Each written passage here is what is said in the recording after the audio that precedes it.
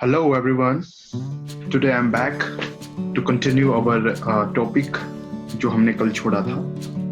The topic was and it is res sub judice and res judicata, जिसमें कि res sub judice हमने detail में discussion कर दिया था. And today I will take the topic res judicata. Before res judicata की तरफ जाए हम जो है रेस सब्जुडिस के ऊपर थोड़ी सी नजर डाल देते हैं. रेस सब्जुडिस सिर्फ इतना सा बोलता है कि अगर आपके वहां पे 2 सूट होने चाहिए और 2 सूट में ऐसा होना चाहिए कि एक सूट जो है प्रीवियसली इंस्टीट्यूटेड हो, पहले इंस्टीट्यूट किया और दूसरा बाद में किया हो. तो जो आपका जो दूसरा जो बाद में किया है आपने सूट, उस सूट में आपका स्टे लग जाता है ट्रायल में. ठीक है. और वो तब ही लगता है प्रोवाइडेड अगर जो पहले आपने जो प्रीवियसली जो इंस्टीट्यूटेड सूट है आपका, पहले जो आपने सूट फाइल करके रखा हुआ है, उसमें क्या होना चाहिए, वो जो है कॉम्पिटेंट ज्यूरिसडिक्शन के कोर्ट के पास होना चाहिए. मतलब ऐसे कोर्ट में जहाँ पे की ज्यूरिसडिक्शन ही नहीं है पर आपने वहाँ पे वो सूट फाइल कर दिया तो आपका सेक्शन 10 जो है वो अप्लाई नहीं होता. ठीक है. और एक इम्पोर्टेंट बात कि अगर फॉरेन कोर्ट में पेंडिंग है आपका कोई भी सूट, तो वो जो है उसमें उसी मैटर पे, उसी डिस्प्यूट पे, उसी कॉज ऑफ एक्शन पे अगर आप इंडिया में जो है केस करना चाहते हो तो वो जो है उसमें रेस सब जुडिस नहीं करता. ठीक है. This is all about the little bit story, concise story regarding the res sub judice. Now we will talk about the res judicata. What is a res judicata? A res means pending and judicata मतलब res means matter and judicata मतलब decided by the court. The matter is decided by the court.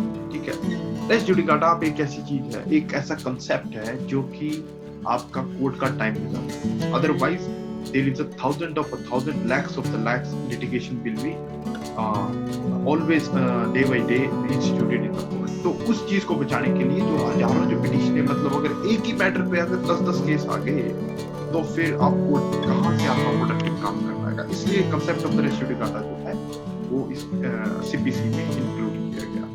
ठीक है. देखिए, in case of res judicata, a matter once decided cannot be raised again. क्या मतलब हुआ कि अगर एक बार आपका रेस जुडिकाटा के हिसाब से अगर आपने एक बार जो है केस जो डिसाइड हो गया तो दूसरी बार जो है उसको फाइल नहीं कर सकते. ठीक है. इधर इन द सेम कोर्ट और इन द डिफरेंट कोर्ट. चाहे आप ऐसा ना सोचो कि सपोज आपके जिस जहां पे आप रहते हो उस जुरिस्डिक्शन के कोर्ट ने आपने कोई केस किया और वो आपके खिलाफ हो गया, अब बोलोगे कि यहाँ नहीं, मैं कहीं और करके कहीं किसी और कोर्ट में जाके फाइल करता हूँ, देखता हूँ वहां पे मेरे फेवर में होगा ही नहीं. ऐसा नहीं होगा. तो that will goes against you, res judicata will apply. मतलब चाहे आपका एक बार जिस कोर्ट ने जो है, एक बार आपके कॉम्पिटेंट कोर्ट ने जो है आपके खिलाफ डिसीजन दे दिया या आपकी फेवर में डिसीजन दे दिया, तो वो जो है matter fully decided, finally decided हो जाएगा. आप कहीं भी ऑल ओवर इंडिया उसके रिगार्डिंग केस नहीं कर सकते हो. ठीक है. This is why it is also called as a claim preclusion, as it precludes or prohibits any further claim after the final judgment. मतलब कि ये रोकता है कि एक बार आपकी फाइनल जजमेंट हो गई तो फिर से जो है आपका केस नहीं होगा. It is common law practice mean to bar relitigation of a case between the same parties in the court. मतलब जनरल सी लैंग्वेज यहाँ पे ये बोले जा रहे हैं कि जो सेम पार्टीज हैं उन्हीं के बीच में फिर से डिस्प्यूट राइज हो जाए, उस चीज को ये रोकता है.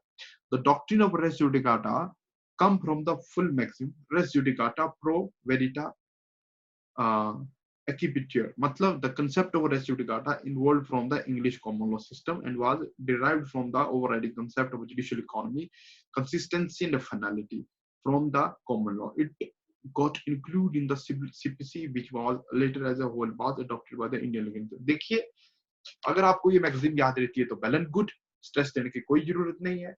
बट अगर आप इसको याद कर पाते हो, और ये जो मेरा थोड़ा सा इंट्रोडक्शन देने का पर्पज सिर्फ इतना सा होता है क्योंकि जब भी आप जुडिशरी के मेन एग्जाम लिखते हो तो वहां पे जब आप इंट्रोडक्शन लिखते हो, अगर आपको याद रहता है ये कंसेप्ट इस तरीके से, अगर आप इस तरीके से लिखते हो तो maximum marks you will get.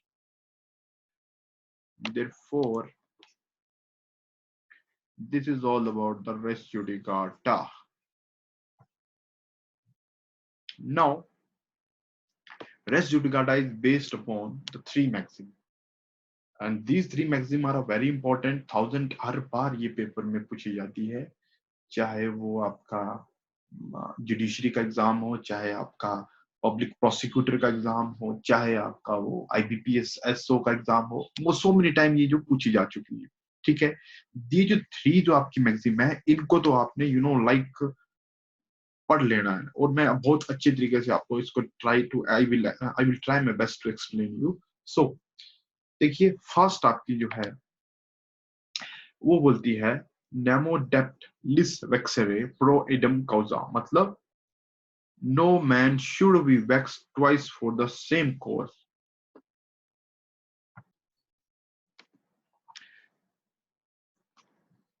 No man should be vexed twice for the same cause, इसका मतलब ये है कि कोई भी किसी को भी एक ही चीज के लिए बार बार जो है क्या मतलब प्रोसिक्यूट ना किया जाए।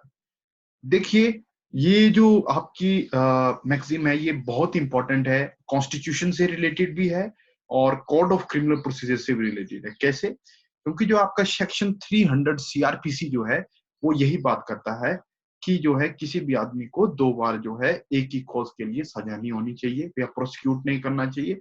और जो आपका कॉन्स्टिट्यूशन का आर्टिकल 22 अनुच्छेद बी 2 जिसमें कि ये बोला गया है कि डबल ज्यूपार्डी का कंसेप्ट है, मतलब एक ही आदमी को दो बार जो है एक ही ऑफेंस के लिए मतलब दो बार उसको जो है सजा नहीं दी जा सकती है। तो वही कंसेप्ट आपका सिविल में भी है कि एक ही आदमी को एक ही डिस्प्यूट के लिए बार बार जो है वैक्स नहीं किया जा सकता है। ठीक है, तो क्या मतलब नो नेमो डेट लिस वेक्सेरे प्रो इडियम काउजा, एक ही आदमी को दो बार जो है एक ही डिस्प्यूट के लिए बार बार जो है उसको वैक्स नहीं किया जा सकता। ठीक है, अब दूसरी बात क्या आई, इंटरेस्ट रिपब्लिक के 68 फिनिश लिटम, मतलब it is in the interest of the state that there should be an end to litigation. देखिए, बेसिक पर्पस क्या है, अगर सपोज मान लीजिए एक कंसेप्ट एक डिस्प्यूट ले लीजिए, सपोज मेरे और आपके बीच में कोई डिस्प्यूट है। ठीक है, अब उस डिस्प्यूट को मैंने और मैंने केस किया, आपने डिफेंड किया, I am a plaintiff, you defended, हमने कंटेस्ट किया और वो मेरी फेवर में आ गया, पर आप नहीं माने। ठीक है, आपने क्या किया, कुछ दिनों बाद फिर से केस कर दिया उसी के रिलेटेड, फिर वो आपकी फेवर में आ गया। Just imagine, it's not in general sense but it's not happening, ये ऐसा नहीं होता है, पर I am just telling you for कि मैक्सिम को आप अंडरस्टैंड कर सकें। फिर क्या हुआ, फिर वो आपकी फेवर में हो गया, मेरे अगेंस्ट हो गया, और फिर मैंने केस कर दिया, वो फिर से मेरी फेवर में हो गया। तो ये क्या मतलब, इस तरीके से तो आपका लिटिगेशन का एंड ही नहीं होगा। जब लिटिगेशन का एंड ही नहीं होगा तो फिर कोर्ट क्या एक ही मैटर डिसाइड करता रहेगा, तो व्हाट इज द पर्पस, उसका क्या अर्थ हुआ कि जो है जो लिटिगेशन है उसका अंत होना भी जरूरी है। इसलिए once the matter has been decided, तो उस मैटर पे क्या लग जाता है, रेस जुडिकाटा, और वो जो है उसी कोर्ट में या किसी और कोर्ट में वो केस नहीं हो सकता एक्सेप्ट अपील, अपील पे अपील आप कर सकते हो। ठीक है, रेस जुडिकाटा प्रो वेरिटा ओक्यूपिटर, मतलब judicial decision must be accepted as a correct. अब ये ना हो कि जुडिशियल डिसीजन के ऊपर एक क्वेश्चन हो गया कि अरे नहीं नहीं ये नहीं, फिर से उसी कोर्ट में केस कर दिया कि आपने ये गलत किया था। नो, उसके लिए आपके पास और जो रेमेडीज हैं like appeal, you can go for the revision, you can go for the reference review, sorry revision किए जा सकते हैं ऑर्डर हो तो ये सारी चीजें हैं।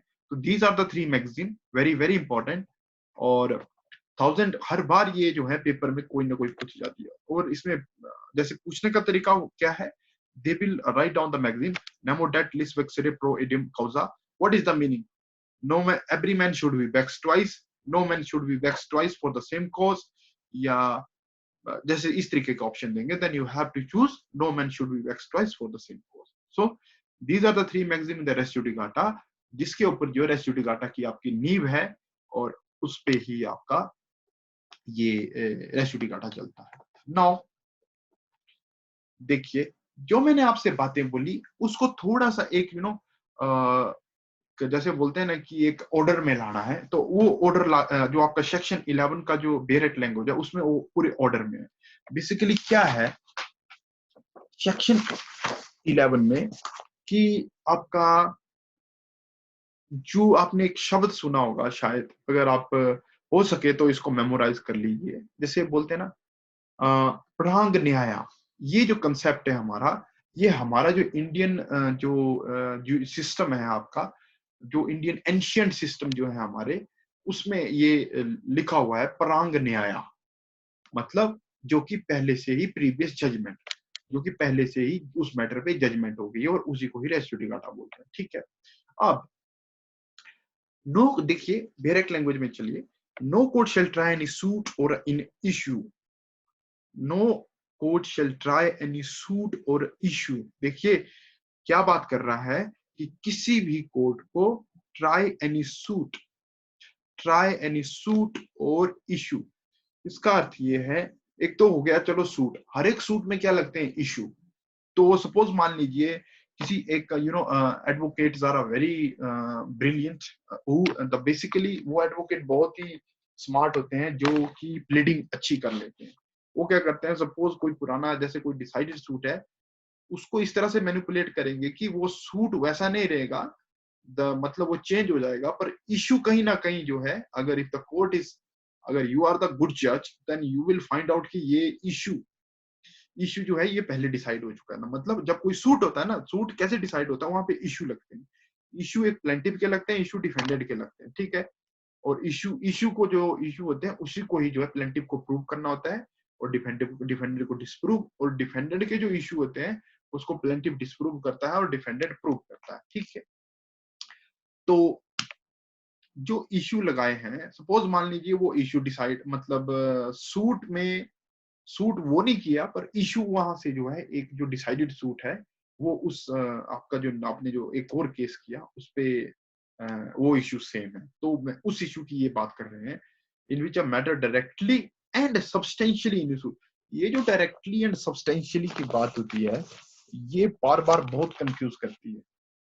इसमें आपका जो डायरेक्टली एंड सब्सटेंशियली है, the word directly and substantially in issue has been used in section 11 is a contra distinction to the word collaterally or incidentally। देखिए मैं आपको कुछ एग्जांपल दूंगा इसके रिलेटेड। देखिए ए ने सू किया, आप एग्जांपल समझिए, आपको इस खुद ब खुद समझ आ जाएगा। A sue B for first a declaration of the title to certain, उसने क्या बोला कि किसी जमीन को डिक्लेयर किया जाए कि इसका मेरे नाम पे किया जाए, इसको डिक्लेयर किया जाए कि आई एम द ओनर। ठीक है, और and for the rent of those land for the year 2001, और साथ साथ में उस लैंड का जो रेंट है 2001 से लेके आज तक जो है वो भी मेरे को दिया जाए। अब ठीक है, बी ने क्या किया, B denies A's title to the land and contends that no rent is due. अब देखिए यहाँ पे बी ने क्या बोला कि नहीं, ए टाइटल टू द लैंड मतलब वो मालिक नहीं है और कोई भी ड्यू नहीं है। In this case there are two matter. अब देखिए यहाँ पे दो मैटर आगे ऑन विच रिलीफ क्लेम, जो रिलीफ क्लेम के, एक आपका क्या है टाइटल टू द लैंड और दूसरा क्या है रेंट। अब देखिए ये जो मैटर है क्या है, डायरेक्टली और सब्सटेंशियली इश्यू में है। समझ रहे हैं आप बात? चलो एक एग्जांपल और देता हूं।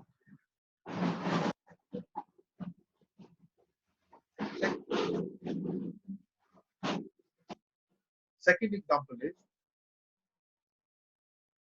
ए sues B for rent. A ने बी को ठीक है सू किया रेंट के लिए, बी ने प्लीड किया that lesser rent is payable because the actual area of the land is lesser. A sues B for a rent, A ने बी को रेंट के लिए सू किया और बी ने बोला लेसर रेंट इज पेबल, मतलब थोड़ा रेंट ही दिया जाना चाहिए बिकॉज एक्चुअल जो एरिया है लैंड का वो कम है, but it mentioned in there then what is, जो कि लीज डीड में जो मेंशन किया है वो कम है। ठीक है, बट कोर्ट ने क्या फाइंड आउट किया, जब कोर्ट ने फाइंडिंग दी, कोर्ट ने वहां पे फाइंड आउट किया दैट एक्चुअली जो एरिया था इस केस में वो greater than the one shown in the lease deed, जो कि लीज डीड में शो किया था उससे भी ज्यादा था। अब समझ रहे हो, the finding as excess area is not res judicata because this issue was only a collaterally or incidentally in issue।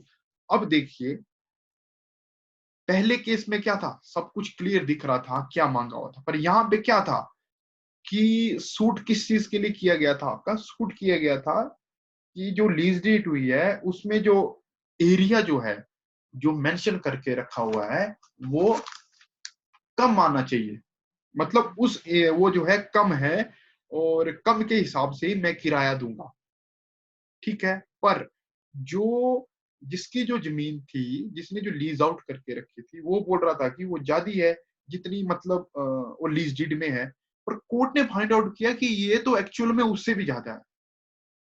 तो वो क्या हो गया, वो इंसिडेंटली इश्यू आ गया वहां पे कि वो ज्यादा है, तो उसमें क्या लगेगा, रेस जुडिकाटा नहीं लगेगा, ठीक है।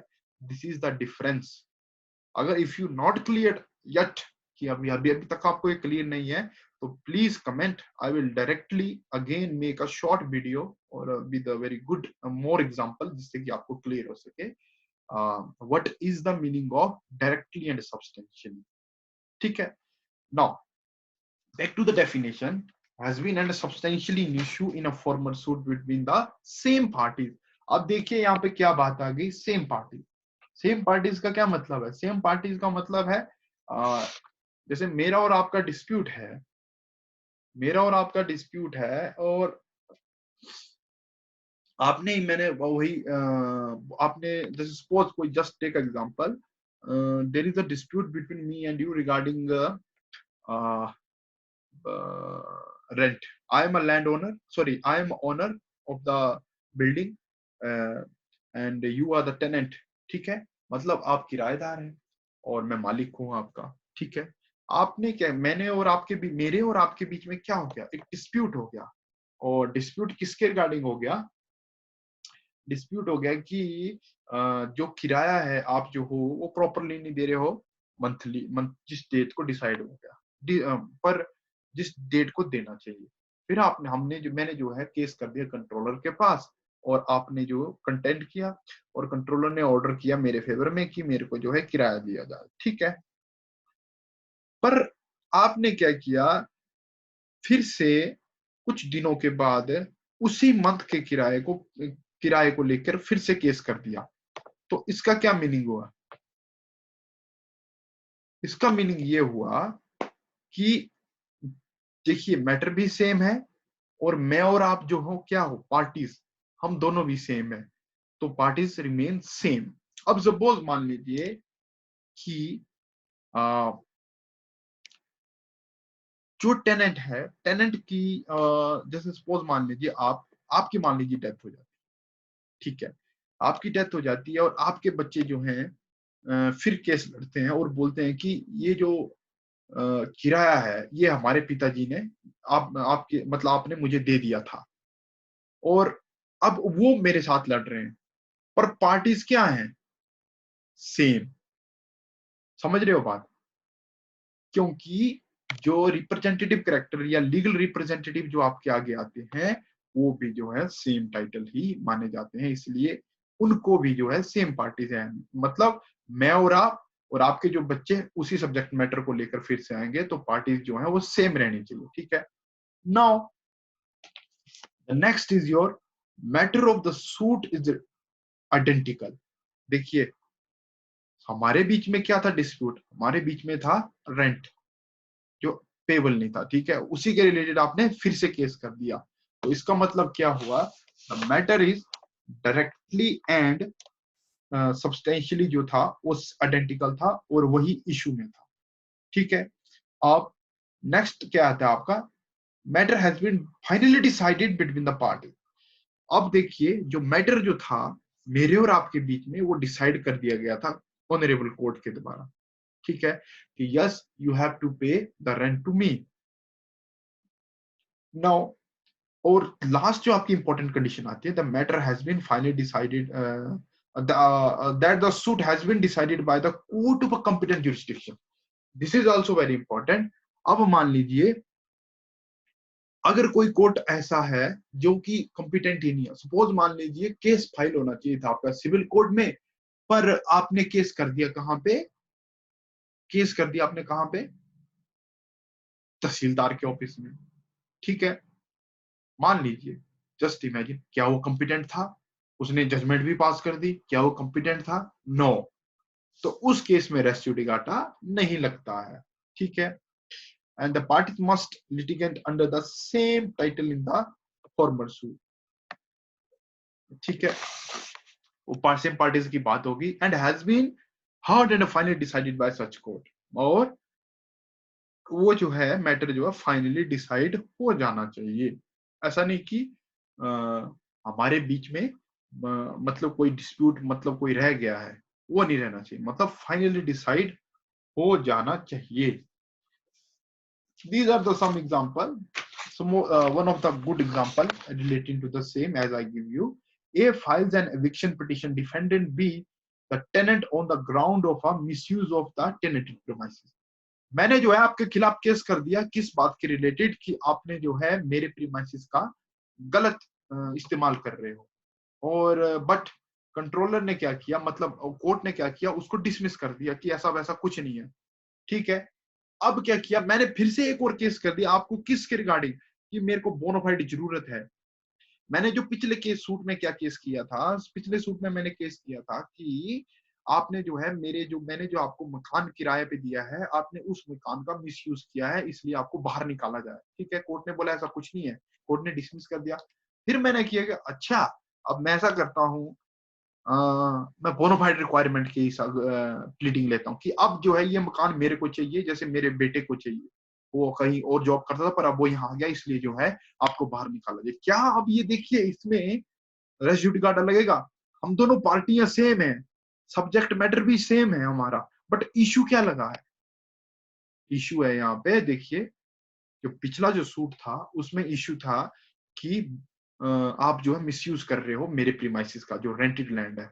और जो इस बार जो इशू लगाया है वो है आपका बोनोफाइड रिक्वायरमेंट, मतलब issue is not remain same, मतलब issue is not same directly and substantially, मतलब डायरेक्टली एंड सब्सटेंशियली जो इशू पहले में लगा था वो बाद वाले में कुछ और है, वो सेम नहीं है, इसलिए res judicata will not apply. ठीक है, now now we move to the explanation, very important explanation. इसमें देखिए कुछ एक्सप्लेनेशन इंपॉर्टेंट है, बाकी तो सेम ही है। The expression former suit shall denote a suit which has been decided prior to the suit, मतलब सीधी सी बात है, फॉर्मल सूट जो है आपका हमारे यहाँ पे इस जो बेरेक्ट लैंग्वेज में सिर्फ इतना सा बोलता है कि जो पहले डिसाइड हो चुका है। ठीक है, जो पहले इंस्टीट्यूट हुआ है। अब सेकंड एक्सप्लेनेशन क्या बात करती है, for the purpose of this section the competence of a court shall be determined irrespective of any provision as to the right of appeal from the decision of such court। यहाँ पे explanation to इतनी सी बात करती है कि competence of a court shall be determine, जो appealable जो court है उनके बारे में नहीं बात हो रही है, उनके अलावा जो भी हमारे निचले, जैसे अब मान लीजिए सिविल जज सीनियर डिवीजन के जो केस हैं वो सारे उसके रिलेटेड, मतलब जिनकी जुरिस्डिक्शन बनती है, हम सेशन पे नहीं जाएंगे। Now, next explanation number 3. The matter above referred to must in the former suit have been alleged by one party and either denied or admitted expressly or impliedly by the other। देखिए, ये मतलब ये है कि जैसे जो आपका issue, जैसे मेरे और आपके बीच में क्या डिस्प्यूट था, किराए रेंट से रिलेटेड। अब एक पार्टी ने जो है, मैंने क्या बोला था आपको कि मेरा किराया दो, पर आपने क्या किया, मना किया, तो मतलब मेरी तरफ से क्या इलाज हुआ, किराया मेरे को मिलना चाहिए, पर आपने क्या बोला, आप दे चुके हो, तो आपने क्या किया, उसको डिनाई कर दिया। सपोज अगर आपने बोला कि नहीं मैं दूंगा कोर्ट के सामने, तो आपने क्या किया, उसको एडमिट किया एक्सप्रेसली और इम्प्लाइडली, सीधी सी बात है। तो इसका मतलब क्या हुआ, मैटर, तो वही एक्सप्लेनेशन नंबर 3 बोल रही है कि द मैटर अबव रेफर्ड, जो मैटर की हम जो बात कर रहे हैं वो सिंपल क्या बात हो रही है, वो सिंपल इतनी सी बात हो रही है कि एक पार्टी जो है उसको अलेज करेगी और दूसरी पार्टी या तो उसको मना करेगी या तो क्या करेगी, एडमिट करेगी। Now explanation number 4, Actually, it is explanation number 4 is the one of the most important. So many time ये पूछी जा चुकी है पेपर में, क्योंकि ये बात करती है कंस्ट्रक्टिव रेस्टिट्यूटिंग डाटा। क्या होता है देखिए, any matter which might and ought to have been made ground of a defense or attack in a such formal suit shall be deemed to have in a matter directly and substantially an issue in the suit in such suit। सीधी सी बात है, इसका मैं बड़े अच्छे तरीके से अभी आपको डिटेल में समझाऊंगा विद एग्जांपल और इम्पोर्टेंट केस के साथ। यहाँ पे आप इतना सा समझ लीजिए कि यहाँ पे हम इतनी सी बात बोले, जिस चीज के लिए आपको पहले मतलब डिफेंस लेना चाहिए था या आपको ग्राउंड होना चाहिए था आपके अटैक का, वो आपने वो नहीं ली, तो आप उसको जो है बाद में यूज नहीं कर सकते। समझ रहे हो बात? जो डिफेंस, जैसे मैं आपको एग्जांपल देता हूं कि मान लीजिए आपने पोजेशन का केस किया, ठीक है, और पोजेशन के केस में बोला कि मैं इस जमीन का मालिक हूं और पर मैं इस जमीन का मालिक हूं और आप जो हो इसमें जो हो पोजेशन में हो, ठीक है, और इसलिए मेरे को जो है ये कब्जा दिया जाए, ठीक है, और कोर्ट ने मेरे हक में फैसला कर दिया। अब बाद में आपने क्या केस किया कि अरे नहीं, हम तो यहाँ पे कितनी साल से थे, आपने जो है एडवर्स पोजीशन की प्ली लेके आए, आप नहीं, तो अब आपको इसमें क्या करना चाहिए था? ये आपका डिफेंस था जो आपको पहले देना चाहिए था, पर आपने क्या किया? नहीं दिया। तो ये इस पे क्या बोलेंगे? कंस्ट्रक्टिव रेस्टिट्यूटिंग का था, जो आपको डिफेंस जो आपको पहले देना चाहिए, any matter which might and ought to have been with a ground of defense or attack in a such suit shall be deemed to have been a matter directly and substantially issue। देखिए इसको मैं और action में, अभी आप इतना सा समझिए कि जिस बात का आपको प्लीडिंग जो है आपको पहले आप ले सकते थे, आपने नहीं ली, आप उसके लिए एक नया सूट लाओगे तो वो बात नहीं मानी जाएगी। Now explanation number 5, any relief claimed in the plaint which is not expressly granted by the decree shall for the purpose of this section be deemed to have been refused। मान लीजिए आपने आपने प्लेंट में claim किया है कुछ, जैसे suppose मान लीजिए आपने एविक्शन सूट क्लेम किया था, जैसे मैंने आपके खिलाफ केस किया था किस बात का, कि इसको आपको जो हो, जो टेनेंट है उसको उसने जो है मिसयूज किया किसका? मेरे प्रीमाइसिस का, जो मेरे रेंटेड प्रीमाइसिस का, इसलिए उसको बाहर निकाला जाए और साथ में जो मेरे 2 महीने का किराया है वो भी दिया जाए। कोर्ट ने जो है उसको क्या किया? नेगेटिव कर दिया, मतलब मना कर दिया। तो इसका क्या मतलब हुआ कि any relief claimed in the plaint which is not expressly granted by the decree, मतलब जो हमारे डिक्री में नहीं बोला उसका ज्यादा वो नहीं किया, पर कोर्ट ने उसको मना किया, तो इसका क्या मतलब है? फॉर दिस पर्पज, मतलब वो इशू क्या हुआ आपका? वो डिसाइड हो गया। इसलिए अगर मैं उस किराए के लिए, बेसिकली मेरा केस तो था एविक्शन का, पर मैंने साथ में क्या मांगा था? पैसे, रेंट मांगा था आपका। तो जो रेंट है, रेंट के लिए मैं सेपरेटली रिकवरी का सूट नहीं कर सकता हूँ, ठीक है। ये बात ये जो है एक्सप्लेनेशन नंबर 5 बोल रही है। Now explanation number 6, where a person litigate bona fide in a respect of a public right or a private right claimed in the common for themselves and other, all person interested in a such right shall for the purpose of this section be deemed to a claim under the person so litigating। मतलब मेरा personality bonafide respect of, अरे public right की जब बात आती है तो अगर आपका एक बंदा जो है उसमें क्लेम कर रहा है तो वो सबके बिहाफ पे क्लेम माना जाएगा। मतलब जो डिक्री जो पास होगी ना इसमें, वो सबके सब पे ऊपर आपकी क्या बन जाएगा वो, अगर उस डिस्प्यूट के रिगार्डिंग, मान लीजिए it's a very good example, मान लीजिए ग्राम पंचायत, मतलब आपकी पंचायत, आपकी लोकेलिटी में कोई जो है सरकारी रास्ता बन रहा है, ठीक है, सरकारी आपका कोई रोड बन रहा है, आपने ऑब्जेक्शन तो किसी मतलब एक पर्टिकुलर मतलब विलेज वालों ने क्या किया, मतलब पर्टिकुलर गांव वालों ने उसका विरोध किया, आपकी पंचायत में कहीं पे रहता मतलब, पर आपकी पर्टिकुलर पंचायत ने विरोध किया, तो क्या किया, उसमें से एक बंदे ने कोर्ट में केस कर दिया उसके रिगार्डिंग कि ये नहीं बनना चाहिए, पर कोर्ट ने बोला नो ये बनना चाहिए। तो जो एक बंदे ने जो केस किया और उसके खिलाफ जो जजमेंट पास हुई वो सबके खिलाफ हो जाएगी। समझ रहे हो बात? क्योंकि पब्लिक राइट्स की बात हो रही है। मेरे person litigate bona fide in respect of a public right or of a private right claimed in a common for themselves, मतलब बात तो सबकी हो रही थी। And others all person interested in such right shall for the purpose of this section. तो उन सब में अगर मान लीजिए, अरे भाई पहले सपोज मान लीजिए गांव, उस गांव के किसी एक बंदे ने केस किया, फिर दूसरा बंदा आके केस कर रहा है स्टे लेने के लिए, इंजेक्शन लेने के लिए, फिर तीसरा बंदा आके केस कर रहा है, नहीं, जो एक बंदे ने किया तो बाद में जो जितने आ रहे हैं उन सब पे क्या चल पड़ेगा, रेस जुडिकाटा, समझ रहे हो, वो नहीं कर सकते। Now the next is your explanation number 7. Explanation number 7 is your talks about कि the provision of this section shall apply to a proceeding for the execution of a decree and reference in this section to any suit. Issue of formal suit shall be constructed as a reference respectively to proceeding for the execution of the decree, question arising in such proceeding and a formal proceeding for execution of that. मतलब decree एक बार जो satisfy होगी तो फिर से बार बार आप ये नहीं बोल सकते हो कि इसको भी एग्जीक्यूट करो, ये एक बार अगर कोर्ट ने सेटिस्फाई कर दी तो वो हो गया। बेसिकली मीनिंग इसका इतना सा है कि the provision of the section shall apply to the proceeding for the execution of a decree and reference in this section to any suit issue or a formal suit shall be constitute as references. ठीक है। Explanation number 8, जो आपकी explanation number 8 है, explanation number 8 जो है आपकी, basically ये बहुत इंपॉर्टेंट है। किसके रिगार्डिंग?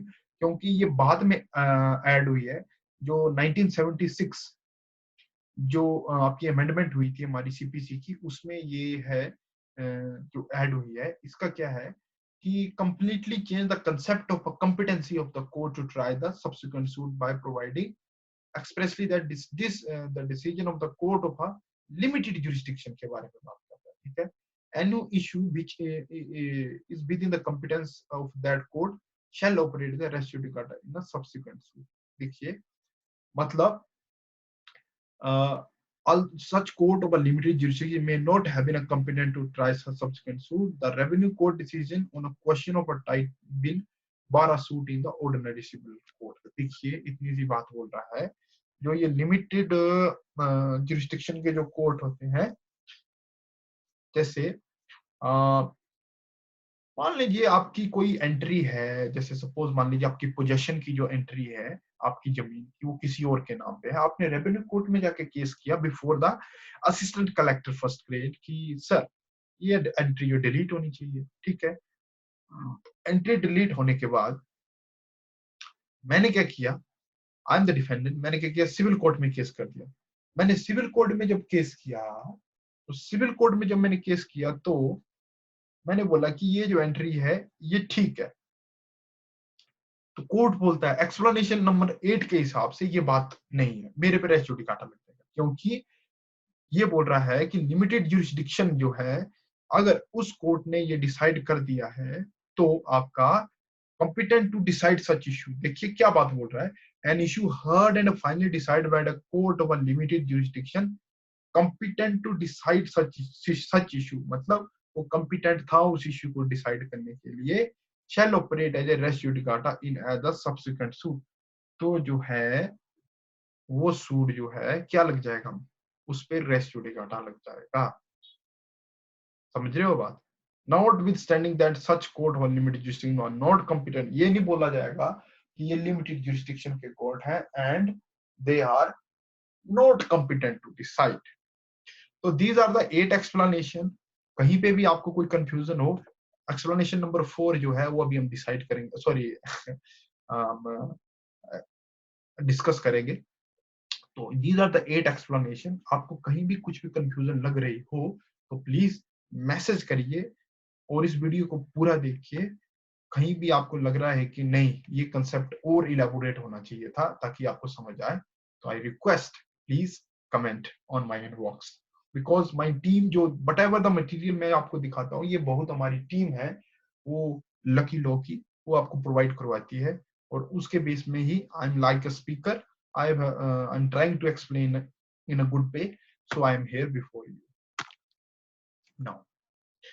देखिए ये कुछ थोड़ा सा रिलेट करवा के आपको अपनी बुक में भी मिल जाएगा, तो उसके बारे में है कि जो एक्सप्लेनेशन जो है किस तरीके से आपकी रेस जुडिकाटा के बारे में बात करती है।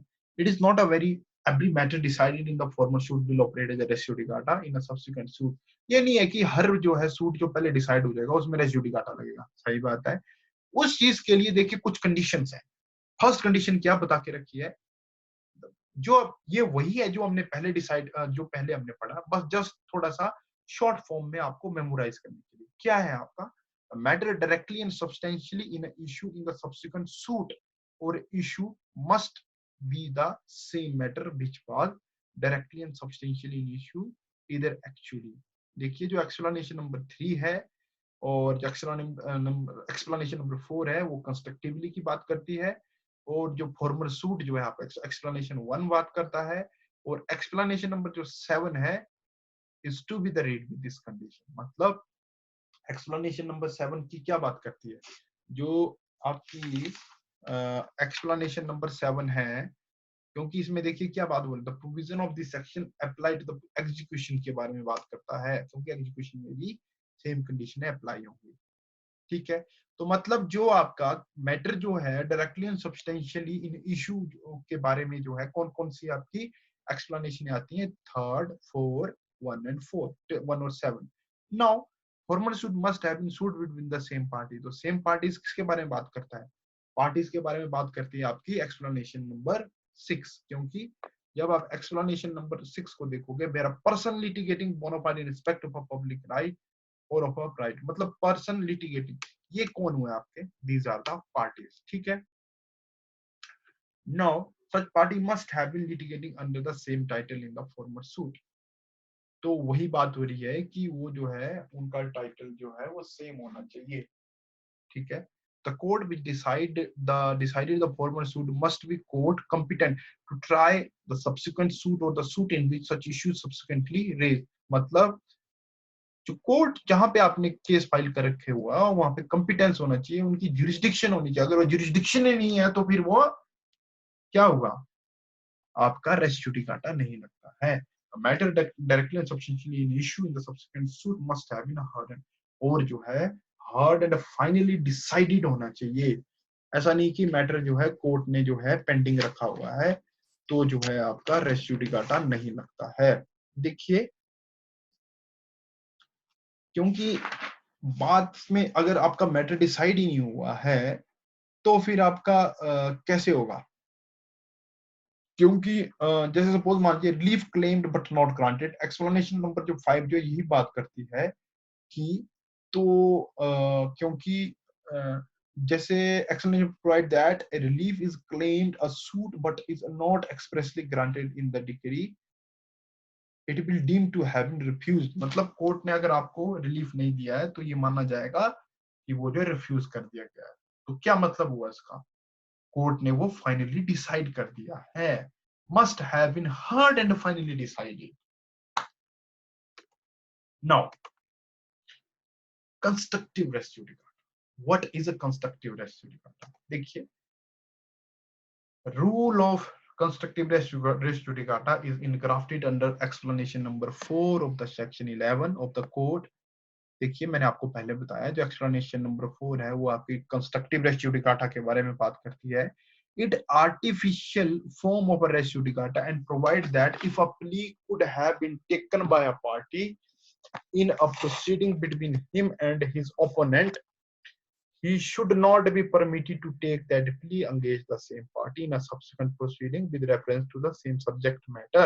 मतलब इतनी सी बात बोल रहा है कि जहां पे आपने जो पहले का जो प्रीवियस जो केस था आपने सेम पार्टी वही है, और उसके खिलाफ जब आप ओपोनेंट होते हुए आप जो प्ली ले सकते थे आपने वो नहीं ली तो आप बाद में नहीं ले सकते। ठीक है, that clearly is opposed to consideration of a public policy on which the doctrine of res judicata is based and would mean harassment and a hardship to the, क्योंकि देखिए कंस्ट्रक्टिव रेस जुडिकाटा एक technicality है और इसका benefit लेने के लिए you have to be a very good and a fine advocate, और यू शुड बी नो, आपको जो है बहुत अच्छे से पता होना चाहिए कि प्लीडिंग कैसे की जाती है। If you are good enough to, तब आप कंस्ट्रक्टिव रेस जुडिकाटा को फाइंड आउट कर पाओगे। एग्जांपल देके मैं जब आपको समझाऊंगा अभी तो आप सब कुछ भूल जाइए कंस्ट्रक्टिव रेस जुडिकाटा के बारे में, सब कुछ just go through the this example. ये आपका देखिए सो मेनी टाइम जो है ये आपको आई थिंक एलएलबी के टाइम भी आपने पढ़ा होगा, आपको 100 टाइम एपीओ के एग्जाम में जो है ये क्वेश्चन मिलेगा। इसमें देखिए क्या हुआ था, a sub inspector of police was dismissed from a service by DIG. DIG ने जो एक सब इंस्पेक्टर को डिसमिस कर दिया और उसने इस ऑर्डर को क्या किया, रिट पिटीशन में चैलेंज किया कोर्ट में। और ग्राउंड क्या लिया उसने कि डीआईजी ने उसको अपॉर्चुनिटी नहीं दी, डीआईजी ने उसको अपॉर्चुनिटी नहीं दी और जो है और जो है उसको सुना नहीं और जो है ऑर्डर पास कर दिया। अब ये जो कंटेंशन है वो हाई कोर्ट ने क्या कर दी, डिसमिस कर दी। ठीक है, फिर उसने क्या किया, एक और सूट फाइल कर दी, एक और रिट पिटीशन फाइल कर दी। और क्या ग्राउंड लिया उसने कि भाई मेरे को तो अपॉइंट आईजीपी ने किया था, तो DIG is not competent to dismiss me. तो state contended that the suit part by, तो कोर्ट ने बोला कि भाई ये तो है रेस जुडिकाटा से बाहर है। क्यों? क्योंकि the trial court, appellate court and the high court held that the suit was not barred, but the supreme court ने बोला held that suit was barred by the constructive res judicata as the plea was within the knowledge of the plaintiff and could well have been taken in the earlier litigation। Simple सी बात बोल रहा है कि वो उसकी knowledge में थी कि आईजीपी ने उसको अपॉइंट किया है, डीआईजी ने नहीं। तो वो इस बात को जो पिछली रिट पिटीशन थी उसमें जो है क्या कर सकता था, क्लेम कर सकता था, पर उसने नहीं की। इसलिए जो है वही तो बात हो रही है यहाँ पे कंस्ट्रक्टिव रेस जुडिकाटा में।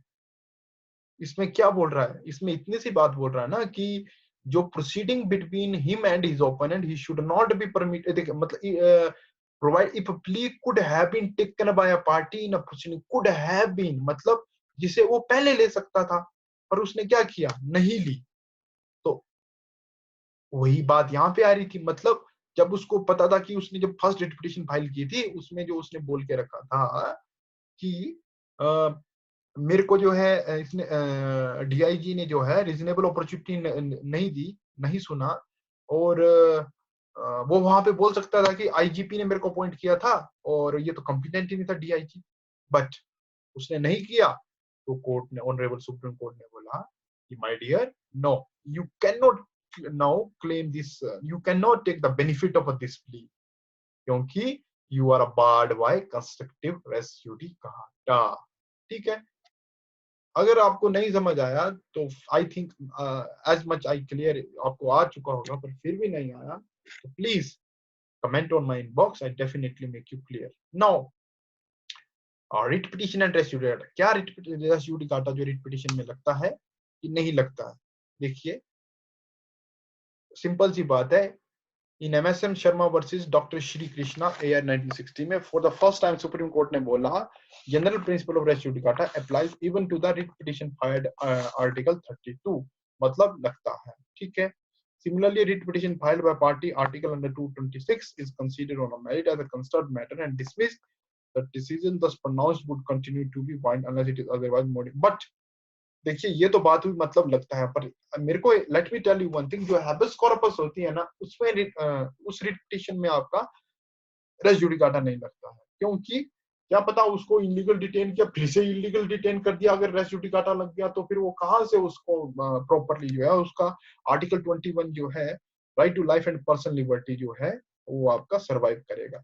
ठीक है, नाउ ये इंपॉर्टेंट केस है Daryao versus state of UP. The Supreme Court has placed the doctrine of res judicata on a higher footing, considering and treating the binding character of the judgment pronounced by the competent court as an essential part of the rule of law। Thousand of time देखिए ये दरियायू versus state of UP के इतना सा ही पूछा जाता है। अब तो चलो थोड़ा सा डीप ही पूछने लगे हैं, पर जनरली अभी तक जो जितने एग्जाम हुए तो उसमें सिर्फ इतना सा पूछा गया कि Daryao versus state of UP case किससे रिलेटेड है, रेस जुडिकाटा। एक डचेस किंगस्टन किससे केस किससे रिलेटेड है, res judicata. Nawab Hussain versus state of UP किससे रिलेटेड है, res judicata. No public interest litigation में क्या है इसका, तो even in a public interest litigation procedure law is applicable though not strictly, has the principle of res judicata इसमें भी applicable है। basic what is my purpose जो आपके सिंगल आपके एमसीक्यूज आते हैं उसमें ये पूछा जाता है कि whether public interest litigation is barred by the res judicata, yes or no? So then you can say yes. These are the example you can go through. Now applicability of the constitutional res judicata in interpretation. देखिए Nawab Hussain versus state of UP जो है one of the best example जो है इसका constructive res judicata का interpretation जो है आप गो थ्रू हो चुके हो उसके, और दीज आर द सब, तो इसमें भी अप्लाई होता है, ठीक है। तो दिस इज ऑल अबाउट। अगर आपको कुछ भी इसमें समझ नहीं आया हो, कुछ भी एनीथिंग, तो please come to me, mean to say inbox in message box. Definitely I told you so many times कि so many people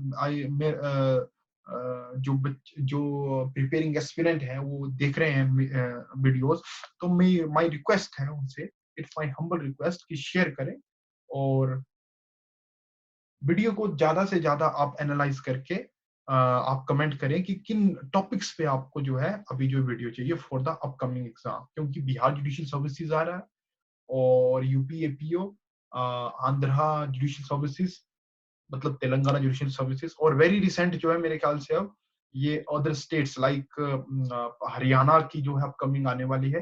तो प्लीज एज मच एज जो है वो आप जो हो उसमें वीडियो को गो थ्रू करिए, ताकि जो है आपको टफ ना हो, किस टॉपिक पे आपको टफ लगता है, जो टॉपिक आपको आप जो हो मेरे को बता सकते हो। Thank you very much.